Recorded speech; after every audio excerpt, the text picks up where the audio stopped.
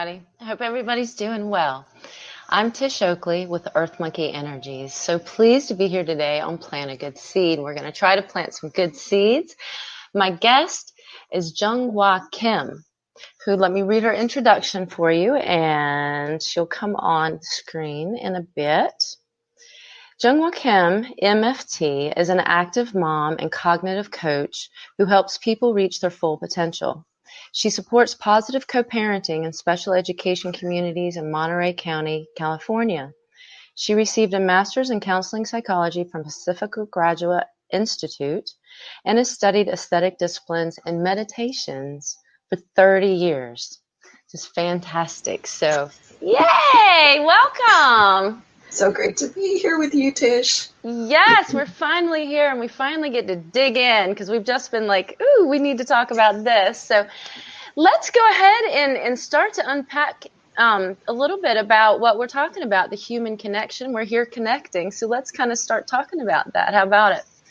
So first, I feel like we need to define what human connection is, right? Before we start talking about that, the authenticity part. So, when we talk about humans connecting, first of all, to back up a minute, I feel like human connection is what almost everyone is searching for in one way or another. People that go to school, you're going to school to connect, right?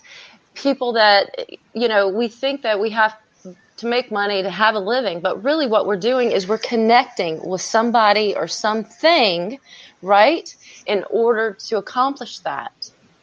So human connection seems to be a goal, but it also seems to be a way and a method. Absolutely. Yeah, I think 100%. It's all about connection interpersonally and within ourselves. We want to be more real and we want to understand things better in each other. So anything that we can do to help each other do that is super important, especially now during the pandemic. 100%. And you said something about connecting with ourselves. That's a great point because it's not just we connect with others. It's when we truly connect with ourselves is when we first can start to find our purpose and find our own inner truth. Right. Right. Yeah. So people seem to leave that part out, just like I did, just like a minute ago. But to back up another step, I've just met you through really the IBM TV platform, which has been a fantastic platform. And right away, there was Mark Lee is like, you've got to meet Jung-Hwa because you guys are going to connect, right? You know what I mean? Oh, he's amazing. Yeah, and Bill and IBM TV. Yeah, it's just filled with good people who want to make the world a better place. Yes, and help us connect. That's the whole platform, right? Right, exactly. With global citizenship. So let's go back to connecting with ourselves, right? And releasing that veil, releasing the walls, breaking the walls down so we can truly be ourselves with ourselves, right? Right. So what does that mean? What does it mean to be ourselves with ourselves, right? To find, and now I'm going to bring the authenticity into it. That's where I think we're really talking about the authenticity is when we talk about the real, true energy source, right? Yeah. And for me, that takes some quiet. A lot of times it's through moving meditations, but just now it's super simple and important for me to just feel my feet and somatically go within so that I can be more present with you. And then once I feel my feet, I can feel my legs, I can feel my feelings in my stomach, and it goes up and down. It's that interwoven being and presence. And then I'm able to kind of feel the other person. I'm trying to be mindful of where you're coming from and where you might be. And then we use our words, like I use my words to try to ask and get more information and describe what's going on.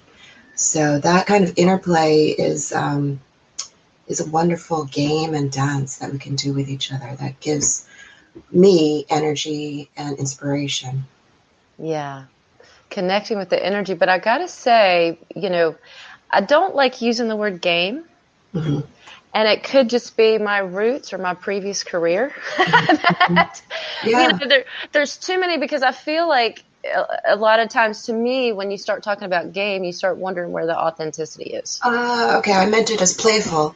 Yeah. Okay. And Okay. That's so right. Good. that's good to know. Like what we're doing now is to kind of explain some of our context, Exactly. because I have a different context than someone else than you do. And that meaning that we can talk about is helpful, right? Because that expands my viewpoint, my perspective, and understanding. Yeah, because if we're just using words at each other, Right. but we don't understand our perspectives or even where we're coming from.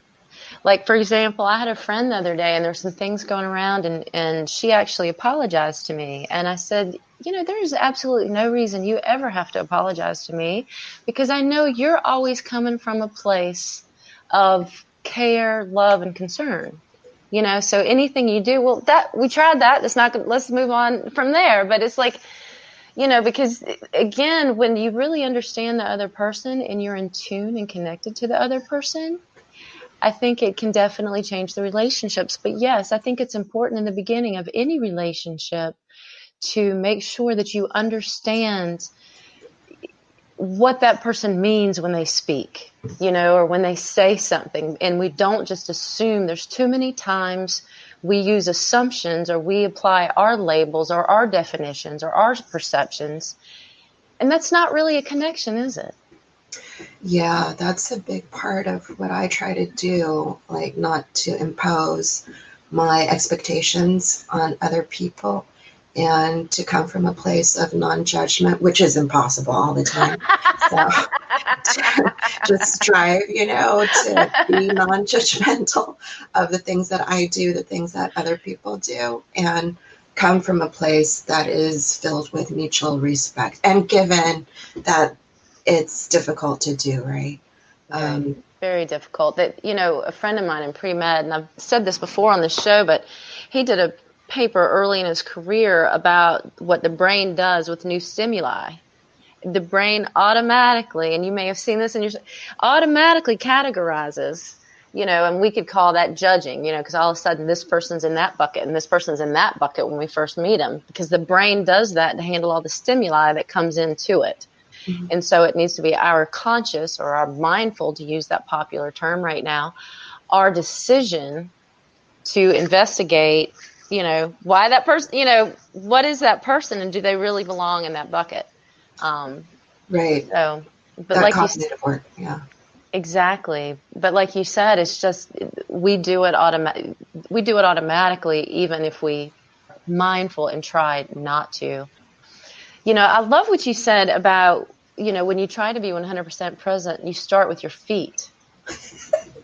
Yeah, because I am trained, I don't know if it's because of schooling or culture or both, to be top down. And so I tend to think too much and overanalyze stuff.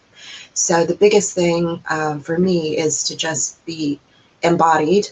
And all this work that we do nowadays, sitting in the chairs and on the computer, that reinforces overthinking stuff for me. Yes. So I just really try to take little breaks and be mindful even when I'm talking with you now about, can I feel my toes? Like where is my body in space?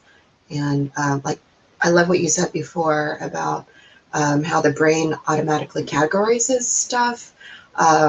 And I think of how powerful feelings are. We kind of on this in our talks before, one-on-one, and I love how feelings synthesize what goes into our thought as well as our experiences and our present body, and to trust that gut, that feeling, right? Yeah. Yeah.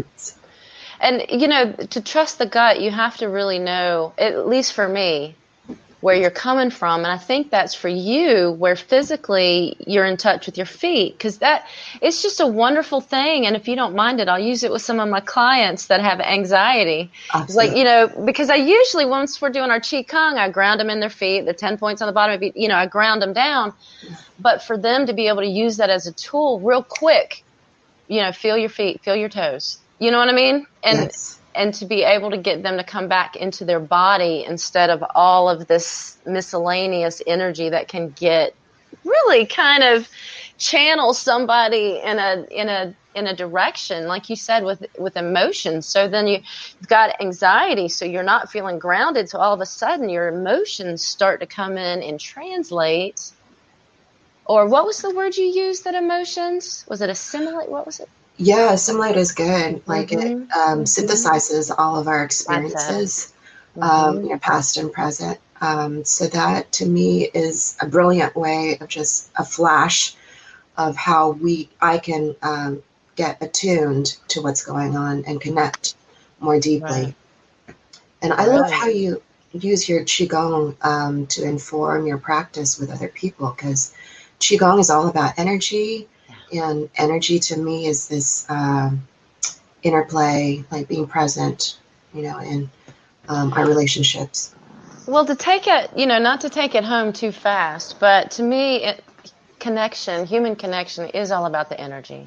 It's Mm-hmm. your energy and my energy, really. Once you break away all of the assumptions, the categorizations, the social convention, the voids, what you think you need, the attachments you have, all of those things that people typically, think of when they think of human connection. But when you really let your energy interact with somebody else's energy and just feel it, you know what I mean? It's such a different experience. And to me, that's the true connection part that we're all longing for. But so many of us have veils and walls and definitions and attachments that don't allow, like you said, first of all, for you to feel your own energy, right? And I keep going here just to explain people the Dantian in Chinese Kung Fu. The Dantian is your main power center. It's maybe a couple inches below your belly button, 2 to 3 inches below your belly button, depending on your size. And one thing a student just read too was it's like an inch or two inside as well, kind of where your sacral chakra would be. But that's why I'm pointing right here is your Dantian. And that's, you can breathe into your Dantian. And then when you're with another mindful person, when they are in their body and they are present, then you can feel that connection with them. Right. Mm-hmm. Just like you can, sometimes there's people that you feel like there's no connection, right? Like there's some kind of wall. It's like, okay, well, nothing to see here. Moving on. Yeah. That's interesting too. I mean, there's that whole concept of karma, which is cause and effect. And then some people believe in past lives.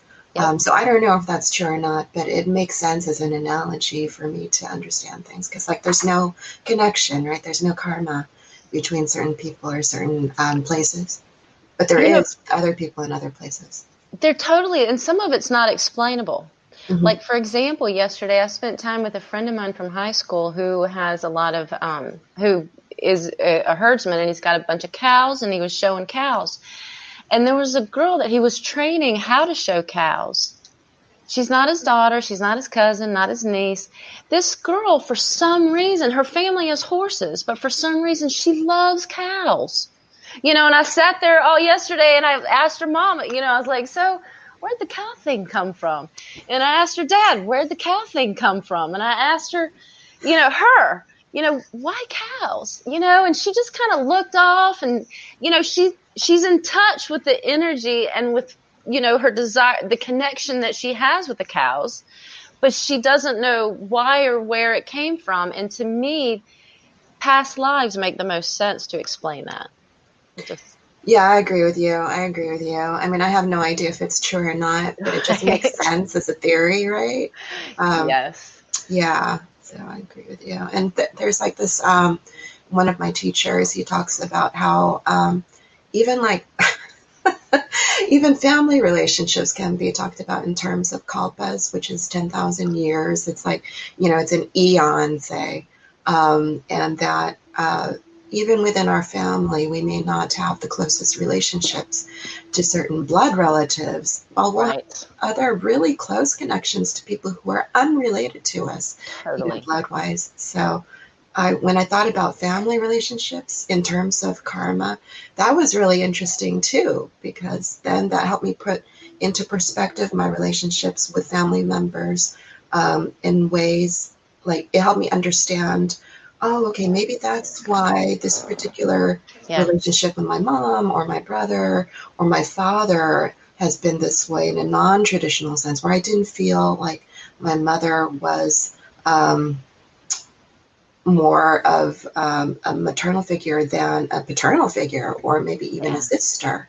And that it wasn't personal to anything that we had done to each other in this life. It was more about um, putting it in perspective in a karmic, framework. So Mm-hmm. that helped me release a lot of angst I had about my relationships with my family members, because there's that, judgment in our culture about, like, well, if I don't have a perfect relationship with my family members, then something must be wrong with me, or, Right, right. that kind of unfair judgment Totally. is common. And there's so much dysfunction in families. So, yeah, Because I think there's so much unknown and there's karma and people don't respect it. People don't respect each other. People, they carry down, there's the conscious experience that you receive from your family experience. And then there's the subconscious experience that you receive from your family, right? And whether we like it or not, those are connections that are forced upon us, right, right, right? right. We didn't have And choice. Yeah. yeah, I mean, like you said, it could be all kinds of karmic, it could be all kinds of things going on there, but those are the relationships, the connections we have in our life that honestly we didn't seek out or choose. Mm-hmm. Whereas if you're like me, the rest of my life, if you're in my life, then I've chosen you to be in my life because there's something about either I'm giving you something that you need, you're giving me something I need, or we just, and I'm going to go to this point now.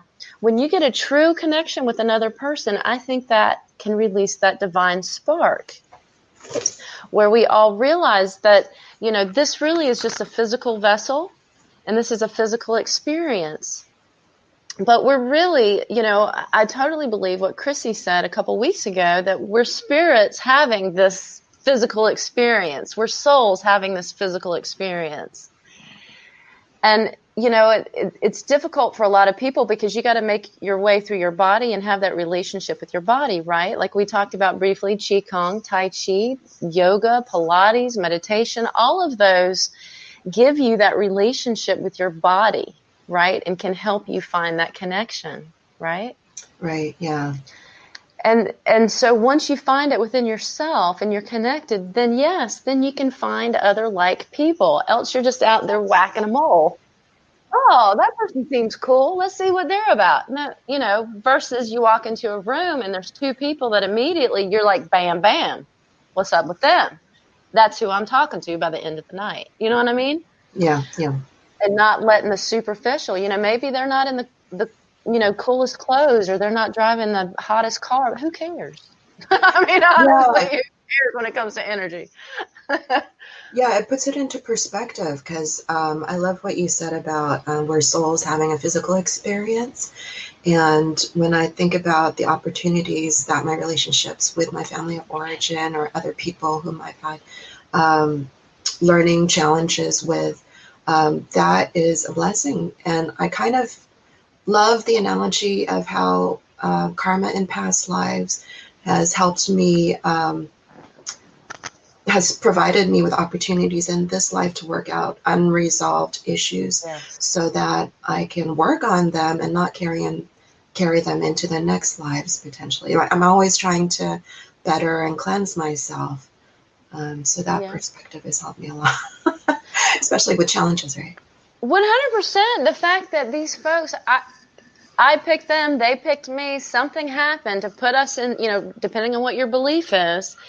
And they're actually gifts because they help you become who you are through the challenges. Yeah. Yeah. That's such a hard thing sometimes to embrace. It's not until you get older that you realize you really can't run from, excuse the language, but you can't run from the bullshit. Right. Yeah. Yeah. It's always going to come back to you. Exactly. Because it's your bullshit. Yeah. Yeah. Yeah. We create it. Yeah. Yep, we're the ones toting it around. So it's up to us to put it down. Yeah. And it's through human connection, I believe, that helps us to put it down. Oh, yeah, because otherwise, how would we know unless we had that mirror from other people? Yes. As well as I think the encouragement, Yeah. and positivity. Like when I was in my previous career, a lot of people thought I was crazy. Like they were like, "You're doing Reiki, what? Tai Chi, woo-hoo." And I'm like, we can start there. But at the same time, it's like the energy, the connection wasn't there. You know what I mean? And so then when you do find the folks that are open to your type of energy and what you're here to offer, seeds you're here to plant, right? Yeah. Then that sparks up, and it helps you. And I'm going to call them battles because sometimes they feel like battles. And then those beautiful souls, like-minded souls, help you find, I want to say, that strength, that spark, so then you can fight the fight. And so many of them, just like you said, so many folks have gone through similar issues, not the same, but similar issues. So we think we're on an island. We think we're all out here by ourselves, and we're not. No, absolutely. And that's so helpful, right? Oh my gosh. Yeah. And what you said about it not being personal, right? Right. I love that too. Yeah. To think that no matter what's going on, it's really not personal to you. You're taking it personally. Mm-hmm. But even if somebody's like attacking you and it seems like it's personal, just like you said, it's not, because it's really something else that's going on in their life. Yeah, and that's why I think the disciplines that we have in common around Tai Chi or Qigong, like those philosophies are grounded in letting things go, right? Letting things go. And, yes. yeah, and that kind of helps me with relationships, because if someone is putting something on me that doesn't feel right, I can just okay, well, that give them the respect, Yes. and then let it go. And they may not like that approach, and because you didn't play their game. Yeah, exactly. You didn't take your little token, put it on the board, roll the dice, play by their rules. Yeah, because that's their form of manipulation. They want to control me or get me to do something, usually. Yep. And if I don't play by their rules, then they get upset. And that's not my problem. My problem is being accountable to myself and my integrity. So 100%. I just get excited, but that's so true. And, a lot of folks, it would help a lot of folks, to be comfortable with themselves and love themselves and actually allow themselves to grow into who it is they're here to be. Right? And you and I share that value. I'm not sure that it's totally common, right? Because that's right. Yeah, that's the interesting thing for me, that a lot of people are more externally focused.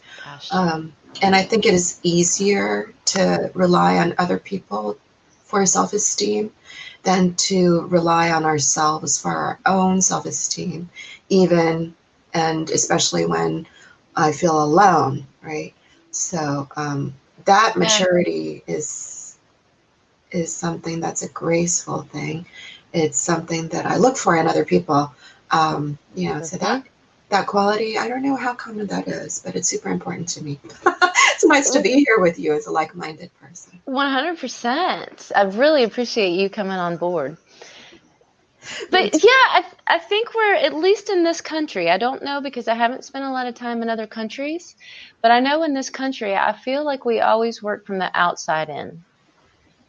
Yeah. And a lot of people get stuck on the outside because, I think part of it is something, first of all, I think that, just to look at the generations, I think that especially back in, superficial people have been here for thousands of years in all countries. Let's just face the fact there.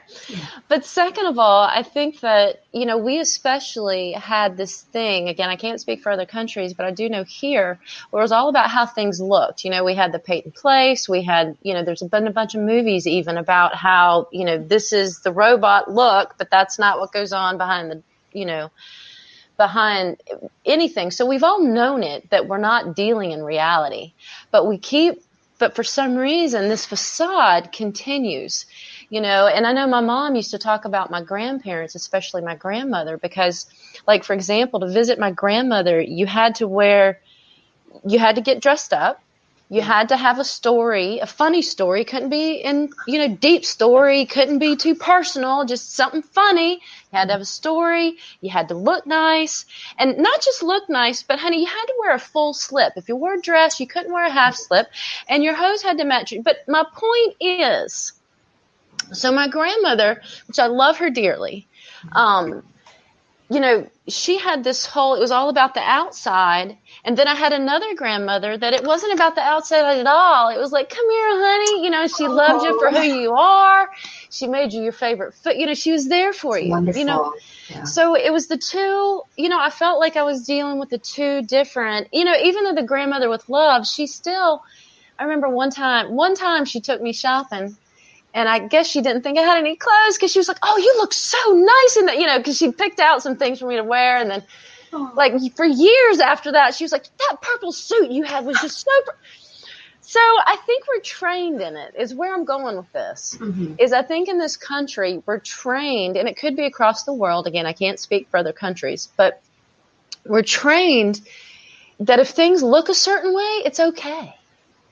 Yeah. And it's a survival thing, right? Because visual, because when we're in fear, we rely on visual cues even more than before, or auditory cues. Okay. And I know that for women, it's really important to look a certain way and to do certain things to fit in, because we are so bound by social cues and social mores. Like, I remember, like, with my mother, she's totally traumatized by how when she was little, they were in the war, and the Korean War. And she was maybe 5 years old, and she ran into an acquaintance, a social acquaintance. Mm-hmm. And all of a sudden, they have been walking for days in the country over mountains to get from one side of Korea to the other by foot. And so their feet were bleeding and everything. And they saw this person whom they knew, and my grandmother forced my mother to put on her shoes instead of these crappy sandals, so that they wouldn't look poor, right, or out of place. And that kind of social pressure can be traumatic, or have repercussions. It prevents people from being who they are. Yeah, right. And I've talked about, have we talked about the story of the monkeys and the bananas? No, tell me. It's my favorite story. One of my favorite stories. So there were these, behavioral scientists, and they had, I think it was 8 chimpanzees. Put them in a room, closed them up in a room with a ladder. Bananas on the top of the ladder. We know that chimpanzees like bananas. They wanted the bananas. But they put electrodes on the ladder. So every time the chimpanzees would go to get the bananas, they'd get shocked, right? Okay, so eventually they had a room full of chimpanzees. They weren't even touching the ladder. Yeah. One by one, they took the chimpanzees out, replaced them with one that had never touched the ladder, never been electrocuted. Do you know what eventually happened? They had a room full of chimpanzees that had never touched the ladder, never tried to get the bananas, because the other chimpanzees, when they would go to try to touch the ladder, the other chimpanzees, no, don't do that. Don't touch the ladder. You're going to get shocked. Right. So they trained each other not to touch the ladder for fear that you're going to be hurt. Right. But eventually the electricity was turned off the ladder. They could have gone up and gotten the bananas, and they didn't even try. Yeah, exactly. It's that inner trauma. And I feel like there's a lot of things in our daily lives that traumatize us to some degree or another that we may choose to look at or not look at, but they're cumulative over time. And some are more toxic, more important than others. So that's what I love about, Tai Chi and these inner disciplines in psychology, like counseling, because if we have an interest in that and we have enough support to do that kind of difficult work, it's very rewarding because it's freeing, right? Yes, it is. And, in the way, it's so funny when I first get a new student because they're so used to, social conventions, right? They're so used to, I got to do it right. I got to do it like this. I got to do it like that. Like, I have a student, I think she's on her third class now. The second class, she came back. She had asked me what the name of the exercises we did, and she looked them up, and she came back, and she was like, they're different than the way you taught, oh my gosh, what's the right way? And I'm like, whatever way feels, what feels good to you?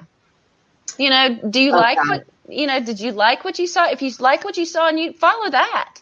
If you like what I did, do it the way I do it. Now, if you follow me 10 times, I may do it slightly different 10 times, whatever my energy is calling for, because I'm not in a box.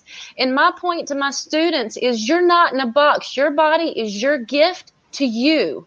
Enjoy it. Play with it. If your arms want to go all the way up, take them all the way up. If your arms only want to go here, take them there. You know what I mean? It's your body, your gift, your energy. Listen. Because to me, that's one of the best gifts, I think, that when people come for Qigong or Tai Chi, is that mind-body connection. Because just like you said in the beginning, once you start to feel that mind-body connection, then you can be in your body, which releases all that stuff that's not even here. Your students are so fortunate to have you. Yeah, exactly. We bring that into the room because of our, past. Exactly. And they're so, what I love about what you said is that you give your students a foundation, and they can look up other teachers and other forms. Please do. Yeah, and that you're very accepting, because the more knowledge we have, the more, the more knowledge we have, the more it can help us inform and get in touch with ourselves. The Tai Chi forms are interesting too, because there's a few main teachers and traditions that we draw on. Mm-hmm. And yet it's really important, just like anything, to make it your own. So that's third. Right? Totally. My third principal point, I boil, there's quite a few principles to Tai Chi. I boil them down into 3. First is relax. Second is posture, and that's where a lot of different things fall under posture. And third is perseverance. And included in perseverance is your Tai Chi and your Qigong is yours. You make it what it is. Different people's bodies are going to look different. Different people are going to go faster. They're going to go slower. They're going to feel different things. They've got different injuries, both physical and mental and spiritual. Let's face it.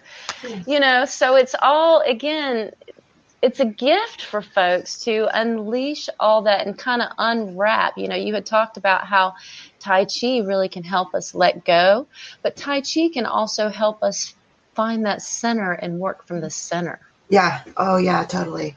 It's like both at the same time. And I love your word perseverance. It's like, could you explain that more? I want to hear more about that. 100. Oh, I can talk about this. You don't have to cut me off.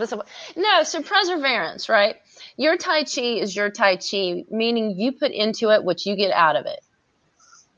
If you just come to class, that's great. That's wonderful. But if you don't embrace the principles, you don't think about your posture, you don't listen to your body. All you do is listen to me, but you don't listen to how your foot feels when you find those 10 points on the bottom and root down into the earth.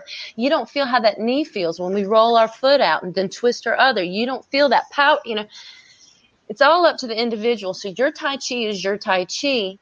And as well as all of our bodies are different. Right? Mm-hmm. You can take 50 people that have been doing Tai Chi for 30 years and it's going to look slightly different. Mm-hmm. Yes, we should be turning to the same side. Yes, now it's time to grasp Sparrow's tail. Yes, now is single whip. But how is it going to look? Sometimes my single whips are all like that. Sometimes they're just clean out. Mm-hmm. Because whatever my body's calling for, whatever my energy wants, mm-hmm. I'm going to give it. That's why I do it. Isn't that the gift for you, right? Yes. You give it to yourself. Anytime you get on the mat, whether you're meditating, whether you're doing yoga, Pilates, anytime you do your Tai Chi, your Qigong, you are giving yourself, your body, that time to find itself and be itself and release that spark, right? Right. But then lets you connect with other people in a different level, connects with yourself first. Sometimes first or second class people are like, because it's so new to them. But, by the third or fourth, they're like, oh, thank God, and they just let it go. Because that's part of my breathing, too, is you inhale, and as you exhale, just let it all go, whatever. So let me go to my first principle. Like I said, I could talk about this forever. Yeah. But my first principle about relax, so you have to relax your body, right? Whatever you're carrying, whatever you're toting, hang it on a hook, goes outside, right? Because you're not going to solve it while you're doing your Tai Chi. Mm-hmm. You're not going to solve it while you're doing your Tai Chi. You're here for you. You're going to give yourself this gift of time. You're going to work on your energy. So when you're done, you can go pick it up. You can go pick it up if you want to, or you can leave it there. Yeah, even better. Totally your choice, whatever. There's some people like when you're sick or when your child's sick, you can't leave it there. You're going to have to pick it back up and, do something about it. But there's many things that we can leave there and relax our body. And what I tell people and what I find, I don't know if you find this, but in the beginning, sometimes it is hard to relax when you're learning the form and when you're, what's going on? Because some people, it's so funny. They're like, this is much more complicated than I thought. And I'm like, it's just flow. But anyway, you've got to relax your body, relax your mind, relax it all. And I find that because when I start, I don't just do like Ching Men Ching, when he starts, he just steps out, right? And there's a lot of other people that just step out. My Sifu taught me how to do heel to ball, set down the right toe, rotate it around. So now your hip socket difference versus, a variety, and you're always at the same distance when you do that because your feet don't grow, right, at this point. But as soon as I do that and set that foot down, my body all, and that's that muscle memory too that we're looking for, right? To tell our body it's time to relax, it's time to let it all go, it's time to just be you, be in you, and enjoy it, right? And then we know that the other principle of relax is to relax all your joints. We never want to lock anything because then that stops the chi flow, the blood flow, and all the other circulation that you want to do. And then, as you know, in posture, there's so many of them, but one of the most important for me is the head pull into the sky with a string to try to lengthen and strengthen that backbone, right? Give it as much space as possible so it can move like a string of pearls if you want, but we want it to be like a stack of coins, nice and stable on top of each other, right? Yeah, that's good. Yeah. So one thing that I find is really helpful is that a lot of the Tai Chi teachers, like every single one that I've had, uses Qigong in the beginning and probably. You have to. And I say you have to because they have to know what's going on with their breath. One of my very favorite is the very basic lung and belly breath. You know what I mean? To separate out. And some people, it's really hard for them to understand that. But, just like one of my teachers said, once you tell your body, I'm taking over breath, I got this, then it goes to work on other things, starts to relax, and you can get in your parasympathetic system, quite a bit easier and quicker, but that basic. And so I definitely like to intersperse in the posting. In fact, my Tai Chi, my Yang family was taught with the iron shirt. That's how it was, kind of a combination. So when I've watched other people do Tai Chi and they don't do their posting and they don't do these other things, I'm like, what are you doing? But then, you watch Ching Men Ching and he doesn't do, he just flows through. So, but Qigong and then trying to define what Qigong is still sometimes, people ask me what Qigong is and I might come up with 20 different things out of my, depending on, how would you define it? Well, to me, my experience of Qigong is energy and movement. So totally. The Taoist 8 that I do when I start my Tai Chi is super helpful because it's combining the breath with the movements and the relaxation and being present. So those 8 movements that I can do anywhere, especially out in nature, are very grounding, right? Yes. So if you can see the screen, that was me doing the flowing breath right in front of that waterfall on Stone Mountain. So with all the energy of the water coming down and then flowing and just letting it wash all of it away. But yes, And though, sometimes with the Tai Chi, I've defined it as a combination of different Qigong moves. Yeah, that can make sense too, right? Yeah. Because you can look at each one, even though they're all connected, you need to connect them all when you're doing your form. Yes, you do. Pulling silk, right, from a cocoon. Yeah. But when you look at each one individually and you connect your breath with the movement. Yeah. Because that's all energy. Yeah. We're using the form to heal whatever, stuff is stuck in the body, Release. to release it. Yeah. Mm-hmm. So that we can become more present and relaxed and And responsive. totally. And some folks that don't understand energy but have heard of acupuncture, I'm like, Tai Chi is almost like internal acupuncture. If I could use that, for I'm going to say lay people. Now, for someone like you, you're like, what are you saying? Internal acupuncture is all internal, but there's no needles, there's no nothing. Right. And once you get in touch with your energy, you can feel blockages and you can move it. And then with the motions, again, some you might want to do a little bit more forcefully, some a little bit slower, I think, to release whatever blockage you have, even though a lot of, I want to say, pundits will say it's all the same speed throughout, which is great too. But I'm going to go back to the fact that Tai Chi is a gift you give yourself and you use it however you need to use that tool that's in your toolbox. Yeah. Yeah, it's a blessing. Because, I could even do it in teeny tiny places. Yes. Or, out in bigger spaces. It's also like a mind-body thing. So, yeah, it's very comprehensive and holistic. The acupuncture, I'm kind of curious about your experience with that. Because I love how you said that this is an internal thing that we can do with Tai Chi. What is your experience with acupuncture? So I've been to a variety. I've been to 3 different acupuncturists. And 2 of them were traditional Chinese medical doctors. I don't think the third was. She may have been working on it. But it's funny. Each one was different, each experience. And I went to each one, well, more than once. Let me say, because I went, because you go back because you're either working on something or, that kind of thing. And I absolutely love it. And there's too many people in my life that are probably sick of hearing me say, have you tried acupuncture? Anytime anybody's like, my stomach, my head, my arm, have you tried acupuncture? Because I really believe, I totally believe in the meridians. I totally believe in energy. And I totally believe that things start in your energy body and then manifest in your physical body. And if you're not in tune with your energy and don't have free flow, nice, stable, free flowing energy, then you're going to have issues. Whether you want to call it emotional, mental, physical, whatever, there's going to be problems if you're not minding your energy. And again, that's part of what I have, so many people don't understand the importance of taking care of their energy body. They understand now, I got to go to the gym and work out, or I got to walk. That's what I hear from a lot of people. I walk. Okay, well, what are you doing? How are you focusing on the inside of your body? What's getting you in tune with what's actually making you go? Because without energy, we're just about the heart. That we can have all the pieces and parts, but without our energy, nothing works. Yeah, see, I love walking. I love going to the gym. Mm-hmm.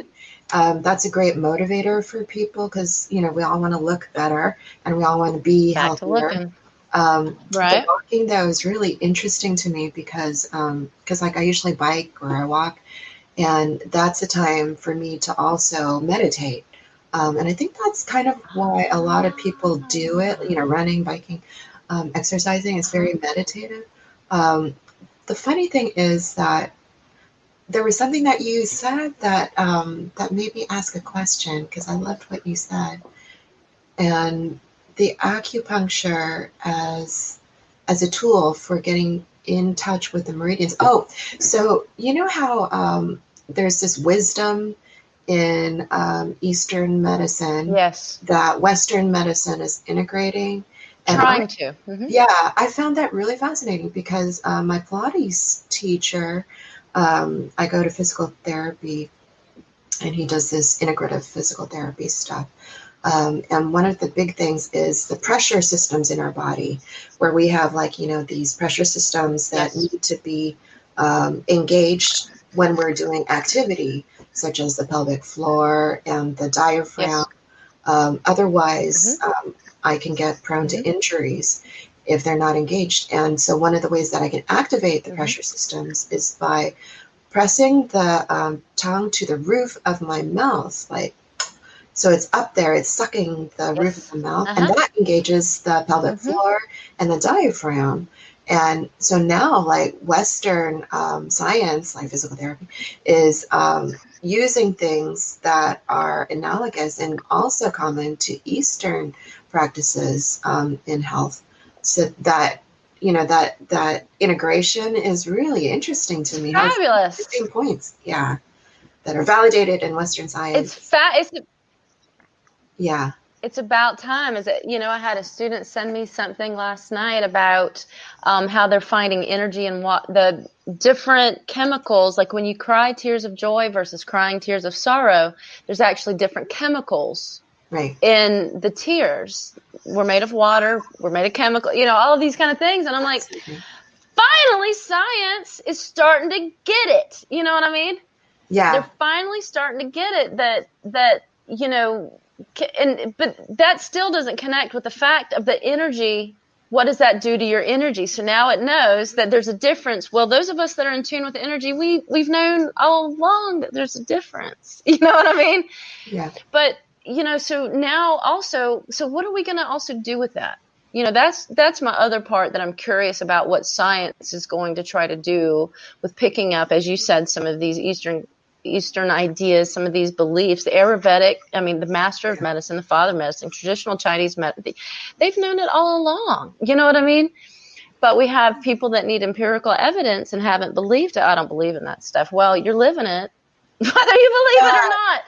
So, I'd like to see how we start to integrate. So now that we know, like, for example, now that we know the chemicals what are we going to do with that information? Does that mean now that we're going to realize that when we have emotions, what it does to our energy, as well as what our energy does to our emotions? And so are we going to start to take care of ourselves differently? Like, I love what you said about going to the gym and riding the bike, that and you can meditate and you can reach that center right when you do that. And there's a lot of folks that can, as you say, but there's also, from what I understand, that when you do harsh physical activity, that it also releases some of the stress hormones in your body. Right, that balance. Now it depends on what kind of activity. Yeah. Depends on what kind of activity you do and what state you're in when you do it. So you have the experience, you can get yourself in the state that you need to be in and what you're looking for. You can find that calm, peace, presence, activate that parasympathetic system, rebuild, and move on. But there's other people that are doing that aren't. They still feel that competition. They still feel that, that kind of versus that coming back inside. Well, that's how I feel some people are with the whole thing. Sometimes I do sound effects because words just don't work. Love it. Yeah, exactly. It's more expressive. Well, there's a rigidity to stuff, and it's important, with our practice to remain fluid. And also cross-training is really important, that cross-fertilization of ideas and practices. Because once we learn a form, once you learn a form, then you want to integrate it and take it to a deeper level. So that non-dualism is really helpful, right? Because that helps deepen the practice of anything. So talk a little, what do you mean by non-dualism there? So for me, non-dualism means a freedom, and it's not being attached to one particular idea or form. It's important to have a foundation in a discipline, and then learn that and take it to the next level by going beyond it. So it's like deconstructing it, taking the essential parts of it and seeing how they can be in relationship and connected to other practices and things. That's, for me, that means like elevating my knowledge so that I can learn from other people in other forms. And then you remain more flexible. 100%. Yeah. And to bring it on back home, because we're about 151 at this point. Oh, when you remain open, when you find your core, It did. It was like 112, and all of a sudden it's like, oh my goodness. But to take it on home, once you connect within and you find that source inside, then that's when you connect with other people. That's what you were just talking about. Yeah. You know, when you do your form and you find that space, and then you got to have the foundation, like you said. And that to me is connecting to yourself and to your truth into what you're doing. Once you have that firm foundation, that's then you can go connect with others and learn from others, maybe help them learn something, and everybody can grow and flourish. I mean, for heaven's sakes, that's what this whole show is about. Plant a good seed. It's all about planting a good seed for other people, you know, because that's what it's all about. Yeah, yeah, For heaven's sakes. yeah, exactly. And we need people like you who can be good models, right? It's almost like parenting, where you need a parent to show us what direction. And then, That's right. you know, if you're on your own, you can learn it eventually, but it's a little bit harder. To have good models like you to carry that legacy forward is such a blessing. So thank you for doing this show. Thank you, because I know you're carrying every day. You've got so much. I think your introduction really only scratched the surface about what you do and your involvement. So, you know, but I think it takes all of us. And it's back to that human connection. You know, I read something a long time ago that, you know, and I don't want to make it too woo-woo, but that there's a lot of us that, you know, feel very similar, like you and I. We're on opposite sides of the continent, you know, but we connect, we spark, and hopefully we're going to spark with other people. You there on the, you know, whoever watches this, but also in person, right? Oh, yeah. You know, you share your joy, you share your spark, you connect with other people. They feel that and they come into you. Same thing on this side. We're all here. You know, those of us that are, I want to say, that understand this at this point. And I think there's more and more people that are trying to find themselves, find their truth, and figure out what's going on. Now, I still think there's a lot of people out there that are attached to something outside themselves. Mm-hmm. You know, that there's some type of their connection is almost to an attachment that's not there. Does that make sense? Oh, yeah, absolutely. And we were talking a little bit about that societal, you know, kind of expectations that really aren't essential in our lives, because the only things that we'll take with us are our bodies, right? We won't even be able to take that beyond into the next, whatever it is. That's what I was going to say. We don't even take our bodies. Yeah. So, you know, we leave them here. You know, no matter what religion you believe in, you don't take your body beyond a certain point. No, It's just what happens. You know, so it's really an inside job, and it's what we do and connecting with people. But I want to go back to, you know, the lenses and the expectations and the attachments people have about human connections and what they think other people are there for. Right? Right, yeah. Like, well, you know, I don't want to. I was thinking it was triggering like some stuff about transactional relationships, which are evident in our politics right now with the administration and power politics, right? So that Oh my gosh. is that's not in reinforcing positive assets Connection. It's not. Exactly. It's more about the external and looking good and how much I can control my situation, which is not possible. And so there's a lot of insecurity wrapped up in that. Yeah. So Fear. Fear. Yeah. Love or fear? Where are you coming from? Yeah, exactly. And the only person that can truly benefit from our love is ourselves. Once we love ourselves fully, then we can love each other better. But it has to start from there. And we have to learn from other people how to love ourselves more. Well, you know, truly, we're all part of each other. Yeah. There's too many people, I think, walking around saying namaste without realizing that what I'm really saying is I honor the place in you in which the place in me dwells, because we're not just really connected, we're all part of each other. Right. And that's where once you do, first you find that connection to yourself, right? You drop away all the social conventions and all the crap that people are saying and things that the walls that you have given yourself. Because let's face it, right. We do that to ourselves, just like we said in the beginning. So once you release those, you find yourself, you find your core, then you can find the connection with other people. But that's when then you realize that, wait, we're all together anyway. We just you and I have been able to drop the veil. You know what I mean? Yeah, this image comes up for me, which is that I'm in water. I'm in water and I'm swimming with other people all the time. And like, we're born in water in a sack in the placenta. Yes. Then we come out and somebody snips the umbilical cord and we think that we're separate, and that individuation process is really important developmentally. And then I think it's also important to really come back to the point that we realize we are connected, we are one, that we are interdependent, and we're constantly helping each other grow and co-originate. So yeah, that co-originate, I love that. That principle of pratitya samutpada, the codependent co-origination, where we're constantly reinforcing the fact that we are connected, we are one, and we're dependent on each other, is vital.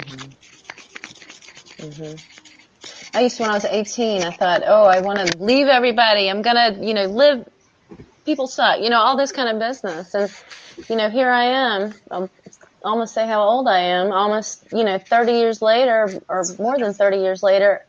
And I realized that was just out of pain. That's wonderful that you realize that.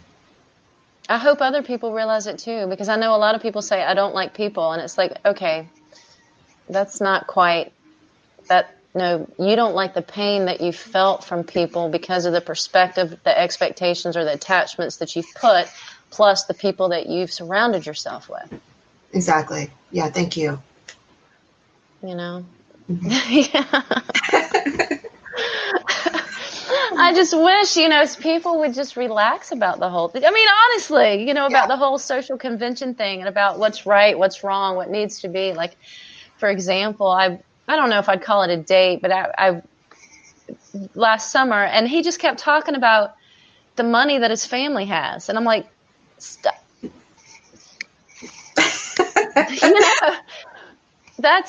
You're not reading me. Okay, so this isn't working. You know what I mean? We're not on the same page, because if that's what you think I'm interested. Now, money is currency.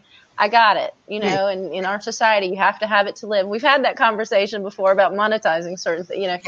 You have to, you've got bills. Very few of us are independently financially wealthy, but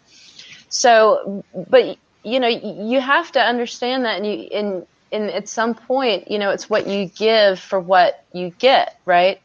If that makes any sense. Yeah, absolutely. But for people that think it's all about money, and then there's other people, like when you look at, to be real, on their Facebook profile, it's all about what they own, and it's like, right. Where are you? Right. Where are you in this? What's really important to you? The new shoes? Those are cute shoes. I love them.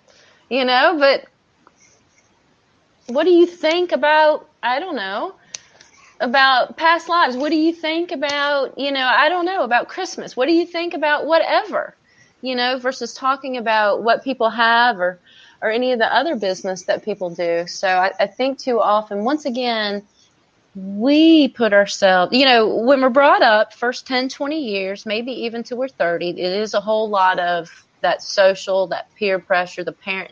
Like you said, people follow example. I've said this before about have I told you the story about put your finger on your chin?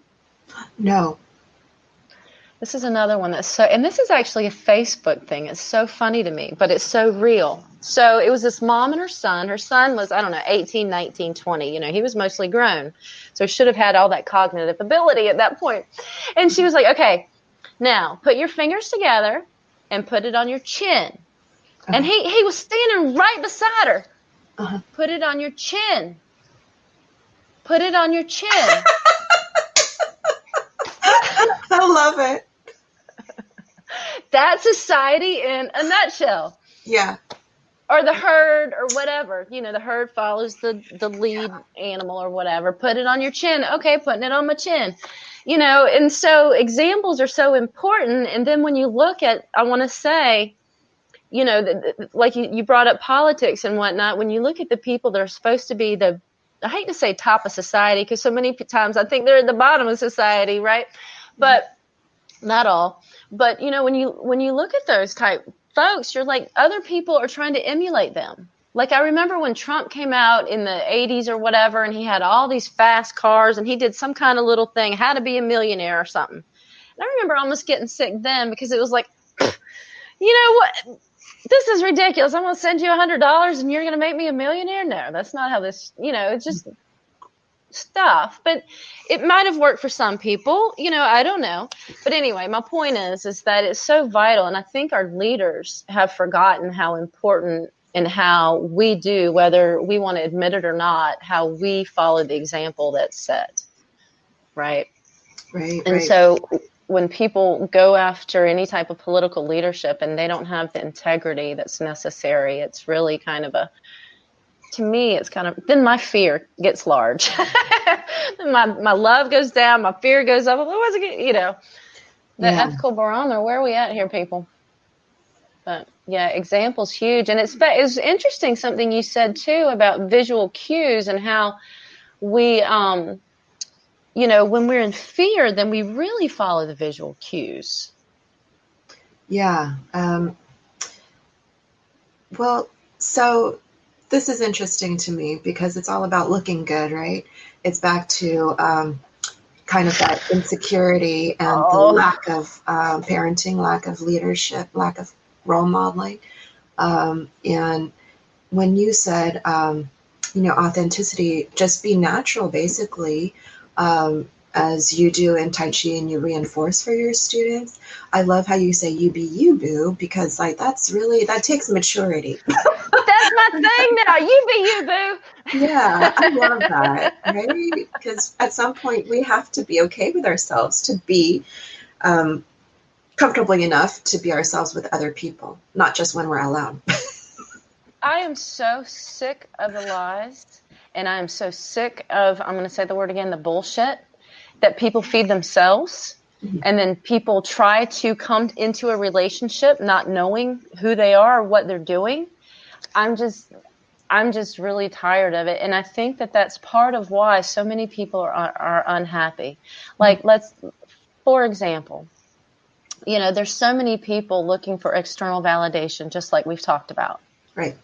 You know, there's so many people on dating apps that are looking for, you know, do you know what you're looking for? Well, what you're looking for, are you going to find it in the dating app? You know what I mean? What in the world? And then there's people that are married on date, you know, all of this stuff going on. And, you know, in my mind, a big part of it is really people are looking for connection. But once again, they don't really understand that. Right. Yeah. I have a friend who's really into dating apps and it's a full-time job for her. She works. And I went to a conference with her and I was astounded by, we're like spending several days together, how much energy and time it took to scroll through everything. Yeah, exactly. Texting constantly and swiping. And I was like, wow, that takes a lot of investment. And it's because she was desperately lonely. Her husband had passed away. And then when she wanted me to meet her current boyfriend, who is really typical of that particular desperation type. Well, so he's into dating several people at the same time. And I think this is really common, where she had basically... she's been in a long-term relationship with someone who's not committed.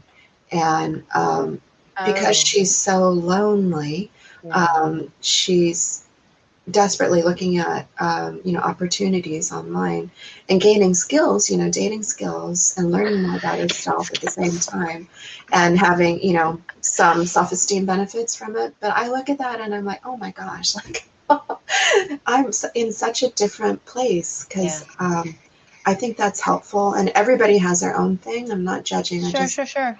It's interesting to me how what's important to me is to spend time with myself, getting to know myself better so that at some point I can be more available if I want to invest into a relationship. That is a Mm-hmm. relationship where like I am completely myself. I would be completely secure, Exactly. and can trust this other person. We have the same values. Um, you And know, not let your desire or your attachment for their approval or validation determine what you say or do, right? yes, exactly. Yeah, To be personal, I mean, there's been plenty of times that I'm like, I want to say something, but I'm like, they may not like that. And I'm like, and now I'm at the point in my life, hey, this is how I feel. This is my authentic truth. And this is how I'm rolling. And if, it's not going to, you know what I mean? And so I that's so feel like great. there's Yeah. too many people that need to reach down deep to figure out what's really going on. Because like you said, the desperate loneliness. Now, she was so attached to having somebody else in her life, like so many people are. And I got to tell you, I'm so angry at our media for portraying that, the couple is the ultimate, you know what I mean? Because for some of us, that's not our authentic human connection where we're meant to be, either right now or in the future, right? Yeah. Well, and we have to be okay with ourselves and centered Wow. first before we enter a relationship that's healthy and loving. If Yeah. we don't have that foundation, then forget it. So that externalizing, it can be very damaging. Totally. And another thing that I'm learning too, I just realized we went totally off script, but I think we're good. Um, you know, so let's talk about, let me go back to your friend and the desperate loneliness. Friends, and that's where you have to ask yourself what kind of connection am I really looking for? Mhm. If I'm really looking for authentic human connection, it doesn't have to be in the opposite sex or the same, or in a lover. Let me put it that Yeah, way, because yeah, people do whatever people do. You do you, boo. yeah. No, so they forget how valuable, like you said, the relationship and the connection with themselves it is, and the connection with other people that may be the friends Mhm. that loneliness is they're looking for someone that they can be themselves with. Right. They're looking for someone that they can also give that space for them to be themselves, Yes, thank you. Yeah. because it's all about the give. Some relationships are structured different ways, right? But to me, it's a true human connection. Yeah. It's that give and receive of the truth, of the energy, regardless of what you're saying or doing. It's that we feel that connection and we know that we're coming from a place of authenticity, Mhm. you know, and even if we disagree or don't really get it, we respect the other person enough to try to understand, but also then just let them have that space, Oh, right? yeah. That's so deep what you're saying because to me, allowing myself to be with someone else in full acceptance and love of that person, Yes. to really truly be intimate and honest, um, is so special and vital. And, that intimacy, we had been talking about this and how important it is before. Mhm. Um, Mhm.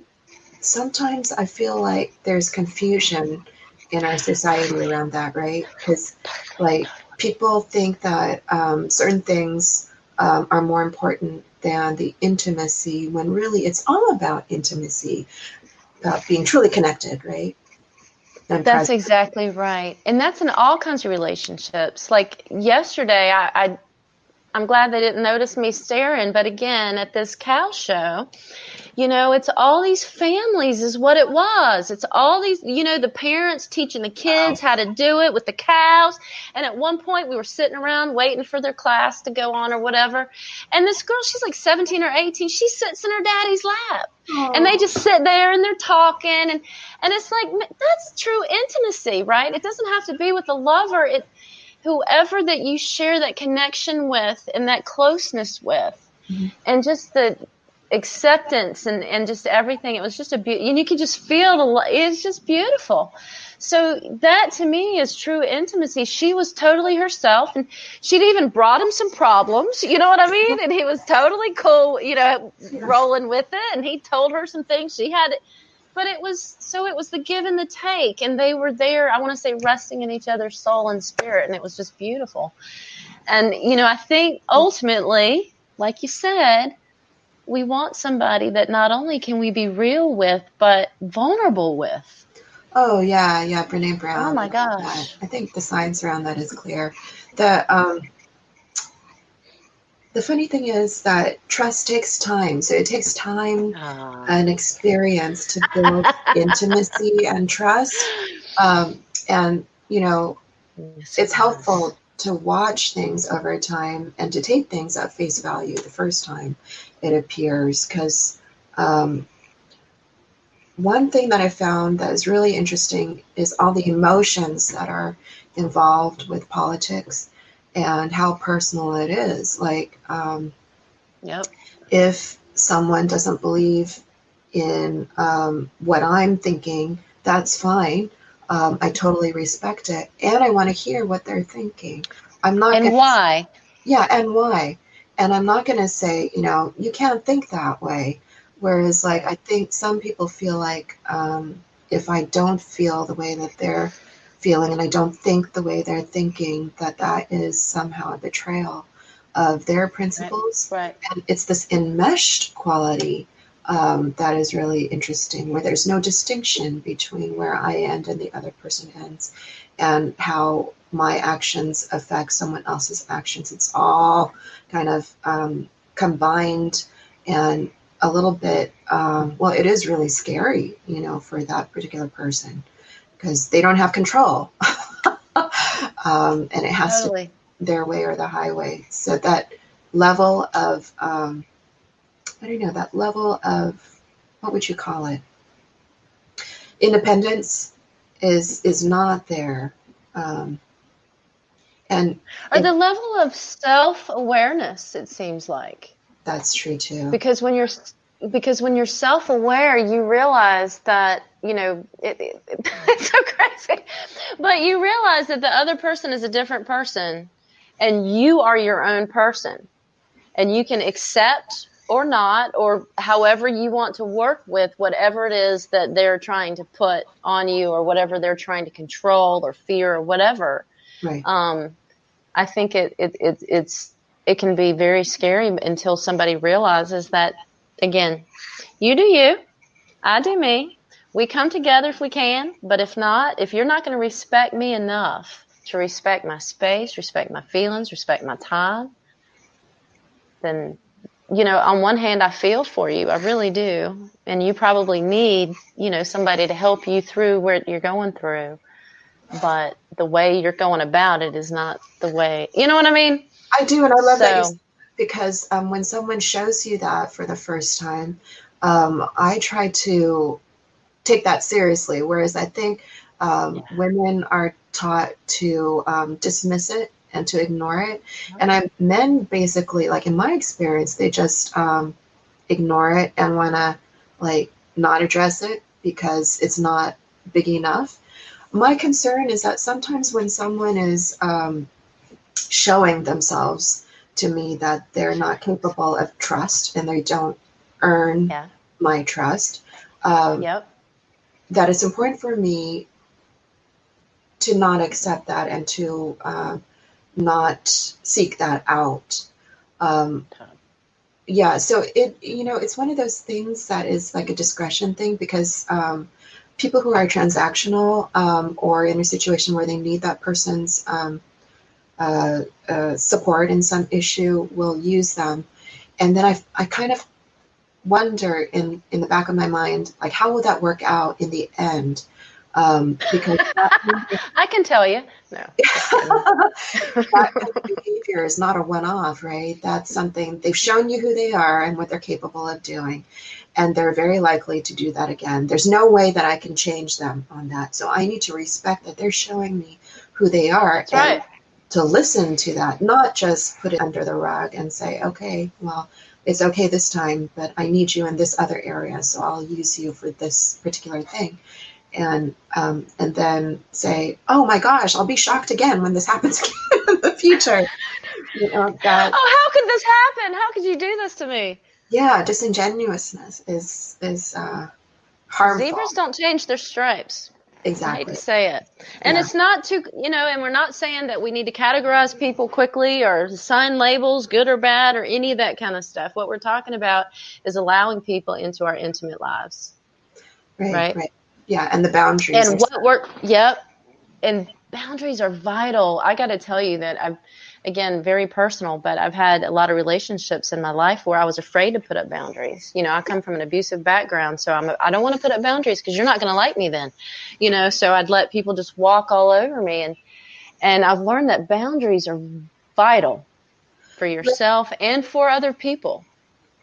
Yes, yeah, that is something that we've had to learn. We talked about this, and how it's not intuitive, for our backgrounds, because we were trained the other way, That's right. to give away ourselves in order to That's survive. right. Yeah. You're here for others. You're a helpmeet. Yeah, exactly. And to discern, like, who is the person that we want to invite into our lives, Yes. who is out for our benefit, not their benefit, right? So they're not. Or for me, it's who makes that spark come up. Yeah. Because it's not. So let's go real quick, because I really want to touch what you said too. But let's go back to, if you can define what a transactional relationship is. Yeah, exactly. To me, it's really simple. It's where someone wants something from me, and that's all they want. They're not interested in, my welfare necessarily. It's all about their welfare. So it's more about you two people, right? Instead of being engaged in an authentic relationship about learning more about ourselves and each other. So it's very, transactional. It's superficial. So this is my hole. This is what I want. This is what I'm attached to. I got a hole. Now you're going to fit in it, and you're going to give me what I want. Right. Basically what we're saying. Yeah. And instead of letting your energy tell you who you're truly connected to and who truly makes your soul shine and who you can help, that you make a difference in their life, instead of finding that connection, instead, I'm going to identify a hole and a void and get somebody that looks the part or maybe says a few things that are going to fill that hole. Instead of taking the time, like you said, trust takes time, relationships. Now, I know you felt this before. Sometimes when you meet somebody, bam, there's a connection. But like you said, that trust, even though there's a connection, we don't know what that person's been through. We don't know what's going on with them, right? And while we still, after a few minutes, can kind of pick up on all that, but still over time, we can see how they act, because there's a lot of people with a lot of beautiful energy that maybe don't fulfill their commitments because they're in a spot or something, something's going on with them. And so, they're on their path, but it's still not quite, you know what I mean? Oh, yeah. That's why we have to have these boundaries and circles of relationships and acquaintanceships. And we can move people around based on our interactions with them, right?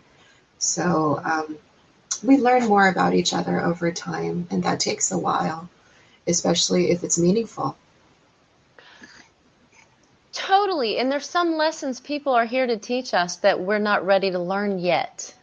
Right. So, our relationship does a little dance, does a little dance, does a little dance. And then at some point in the future, maybe now the lesson comes out, or now whatever that, because I do believe that people, that old saying of people come in your life, for a day, or some a week, some a month, some a season, some, for longer than that. Some people you only, I truly believe when you connect with somebody, you're always connected to them, but you may not have that either day to day, or you may not talk to them as much because, like you said, things may be shifting around in your life and there may be something else going on. But I do think that there's a lot of people that feel that, once again, there's those old definitions of friendships, which mean we got to be on the phone for an hour a day to talk, Or if we don't see each other every weekend or every other weekend, then we're not friends. It's like, Oh, preconceived ideas about friendship. totally. Mm-hmm. Totally. But once again, it's the definition and the boxes that people were given growing up and that the media, society gives us. And so without questioning, wait, does that really feel right? Does that make sense? Why do I feel this? You know what I mean? People need to find themselves. Yes, exactly. I love how you plant the seed about that. That is really important. Yeah, I think it's vital. And I think that the more that people actually take away all the veils, take away all the crap, the Yeah. better our society will be able to, not to put in video game terms, because my son, as you know, is a video gamer, but we'll be able to level up.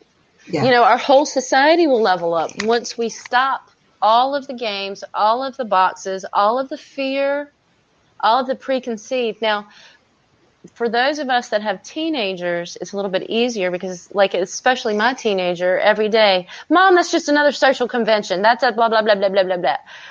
So, I'm very grateful to my Generation Zer for keeping me on my toes, both with what's coming out of my mouth, because he's like, did you hear what you just said, Mom? I'm like, stop, let me just talk. But, all of these different things to help have a better, he doesn't realize it, but what he's doing is he's helping me have better human connections. Yes. Oh my gosh. Yeah. You Our know? teenagers are the best teachers. All children, but teenagers will question conventions and boundaries and things. So. Yeah. And the fear, it's almost like the fear hasn't been ingrained yet. Right. Well, they Yeah. trust you. He's trusting you. So that's really beautiful that you have that relationship with your son.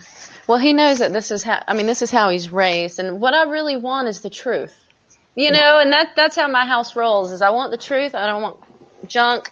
I want truth, and we'll work from there. So, but sometimes I'm like, not that much truth. Let's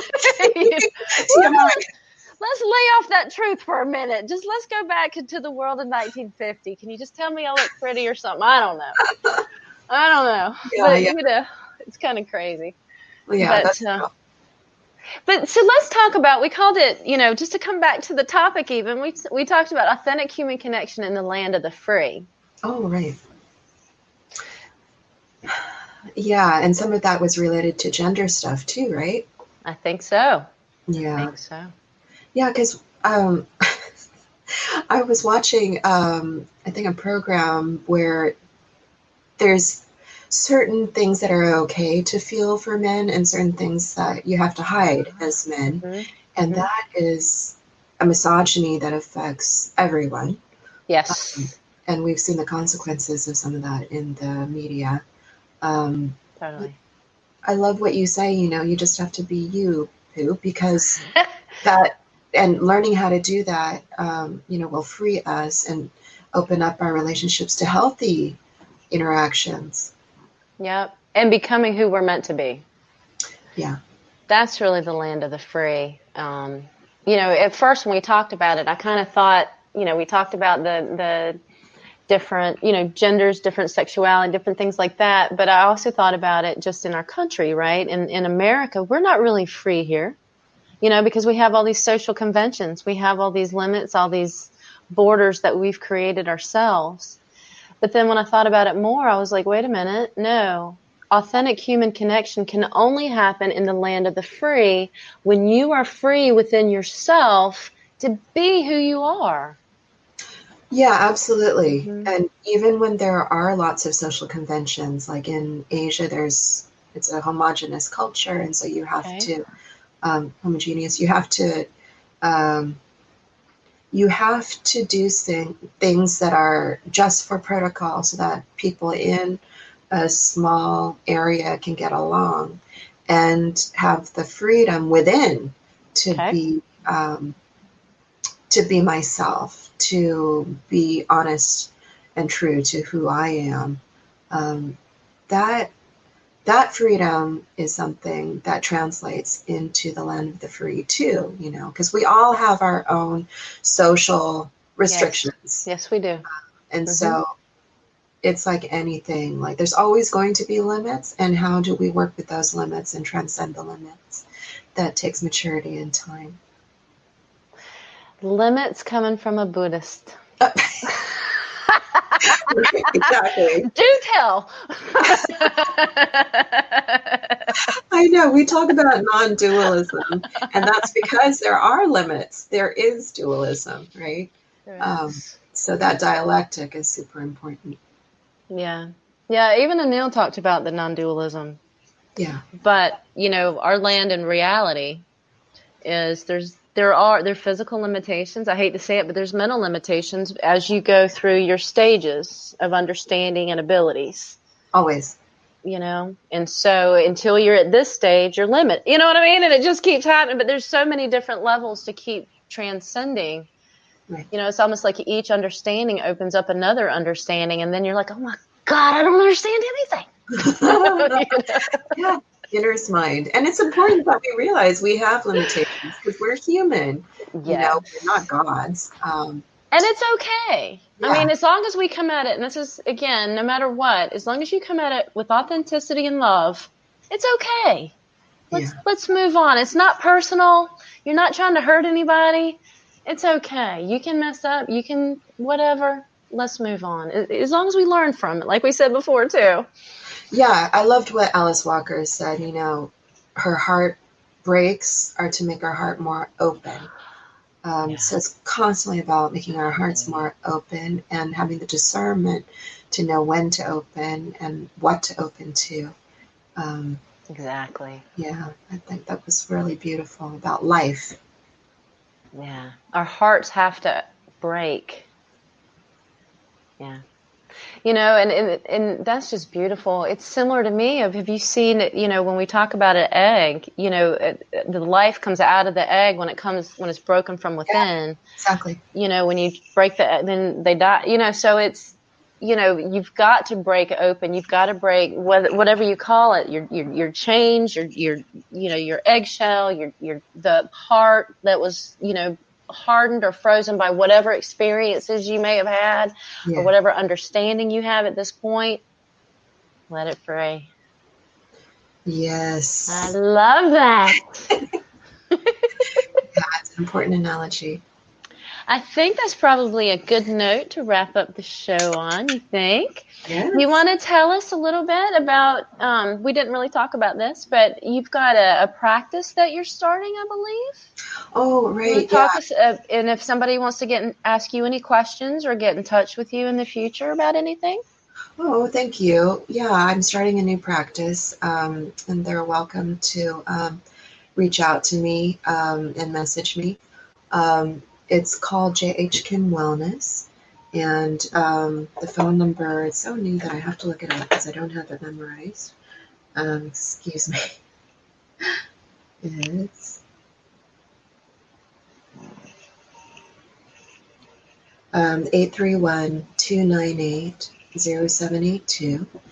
And it's just about providing support, as you had mentioned in the beginning, some coaching during the pandemic, to meet people where they're at with parenting, with special needs, with therapy. And eventually, when we get back into business, I'll be doing my licensure for my practice as a therapist in the meantime. So that's kind of my goal as a single parent right now. Which is, it's enough just to be a single parent, I got to tell you, because I know how hard that is. And then on top of that, special needs. And on top of that, your education. On top of that, all your activities. On top of that, everything. You're an amazing woman. Well, I have you as a model, so thank you for having the show and being you. I just love how open and sharing you are. So thank you, the IBM team too.